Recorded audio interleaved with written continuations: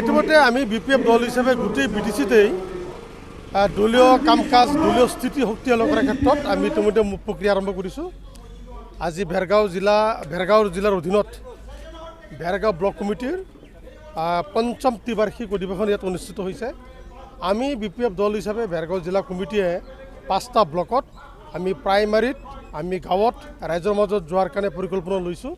কাৰণ যোৱা বিটিচি নিৰ্বাচনৰ পূৰ্বে বিজেপি আৰু UPPL দলে বিটিচি অঞ্চলৰ ৰাইজক যি ধৰণৰ প্ৰতিশ্ৰুতি দিছিল, তেওঁলোকে 15 দিনৰ ভিতৰত মাটিৰ পাট্টা দিম, তেওঁলোকে VCDC ব্ৰহ্মপুত্ৰ নদীত পেলোৱাই দিম, তেওঁলোকে ঘৰে ঘৰে চাকৰি দিম, মহিলা গোটসমূহক ৭৫,০০০ টকা দিম, এনেধৰণৰ যিবিলাক কমিটমেণ্ট ৰাইজৰ আগত কৰিছিল, কিন্তু 1.5 বছৰ উকলি গ'ল। আজিৰ দিনটোলৈকে বিটিচি অঞ্চলত তেনেধৰণৰ কোনো কাম তেওঁলোকে কৰিব পৰা নাই, কোনো উন্নয়নমূলক আঁচনি নাই। বৰঞ্চ 31 মাৰ্চৰ পূৰ্বে বিটিচিত থকা পইচা যি পুঁজি আছিল 272 কোটি 91 লাখ টকা বিটিচি প্ৰশাসনে খৰচ কৰিব নোৱাৰিলে। এই টকা ৰিফাণ্ড হ'ব। গতিকে নিশ্চিতভাৱে অঞ্চলৰ ৰাইজে UPPL BJPৰ প্ৰতি মুখভংগ হৈছে আৰু আকৌ সেই মানুহখিনি BPFৰ প্ৰতি ধাউতি মিলিছে। আমিও তাৰ সময়ৰ সুযোগ লৈ আমি দলীয় কাম কাজ কৰাৰ ক্ষেত্ৰত মনোনিৱেশ কৰিছোঁ। না এতিয়া চাওক, এতিয়া ডাঙৰ কথা হৈছে কি, প্ৰমোদ বড়োৰ নেতৃত্বত UPPL দলক যদি কোৱা যায়, তেওঁলোকে কাম কাজত কোনো ধৰণৰ অগ্ৰাধিকাৰ লোৱা নাই, কাম কাজ কৰিব পৰা নাই। কিন্তু সততে 17 বছৰত হাগ্ৰামাই অমুক কৰিছে, তমুক কৰিছে, এই কথাবিলাক কৈ তেওঁলোকে ফালৰি কাটিছে। গতিকে ৰাইজে এতিয়া কথাবিলাক বুজি পাইছে যে প্ৰমোদ বড়ো ফেচবুকত, মোবাইলত, বাতৰিত যে তেওঁলোকে হিৰো, সেই কথাটো ৰাইজে বুজি পাইছে। কিন্তু ডেভেলপমেণ্টৰ ক্ষেত্ৰত যে তেওঁলোকে শূন্য, আজি বিটিচি অঞ্চলৰ ৰাইজে ছেকেণ্ড অনুভৱ কৰিছে। আৰু বিশেষকৈ আমাৰ কাৰণে দুৰ্ভাগ্যৰ বিষয় যে বিটিচি অঞ্চলৰ উন্নয়নৰ কাৰণে যি পুঁজি আহিছিল, সেই পুঁজি তেওঁলোকে ব্যৱহাৰ কৰিব নোৱাৰিলে।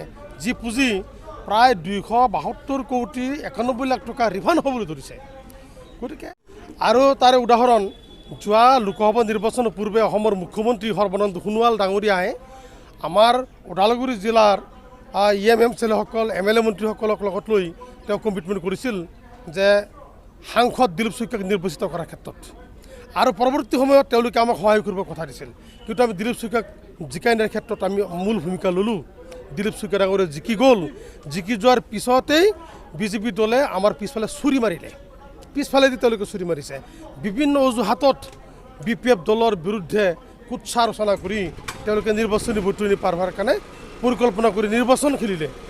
তেওঁলোকে 12টা আৰু 8টা জিকিলে, কিন্তু আমি যে 17টা জিকিলোঁ, তথচ আমাক চৰকাৰ গঠন কৰিব সুযোগ নিদিলে। তেওঁলোকে 8 আৰু 12 লগ লাগি তেওঁলোকে চৰকাৰ কৰিছে। আজি বিটিচি অঞ্চলত বড়ো অনাবড়োৰ ৰাজনীতি হীৰা চৰেণৰ নেতৃত্বত আৰম্ভ হৈছে। আজি হীৰা চৰেণীয়াক প্ৰমোদ বড়োৱে আঁকোৱালি লৈছে, কোলাত লৈছে। এই বড়ো অনাবড়োৰ যিটো মানে মেইন জন্মদাতা, তাত যে এটা এনেধৰণৰ বিদ্বেষৰ ভাৱ আমাৰ মাজত সৃষ্টি কৰিছিল, তেনেকুৱা ব্যক্তিক লগত লৈ তেওঁলোকে চৰকাৰ গঠন কৰি আজি যি বিটিচিৰ অস্তিত্ব বিপন্ন কৰাৰ ক্ষেত্ৰত যে কাম কৰি আছে, সেইটো স্পষ্ট হৈ গৈছে।